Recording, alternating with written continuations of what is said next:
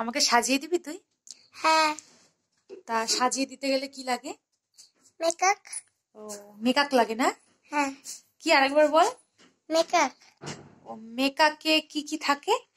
অনেক কিছুই তো থাকে। কি কি থাকে আমি জানি না তো, সেটা বলবি তো?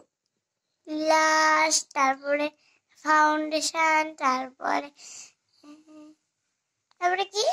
আমি কি করে বলবো, আর তুই সাজিয়ে দিবি, তুই তারপরে বললি। লিপস্টিক, এগুলোই তো। এগুলো কিসে থাকে? এগুলো মেকআপ বক্সে।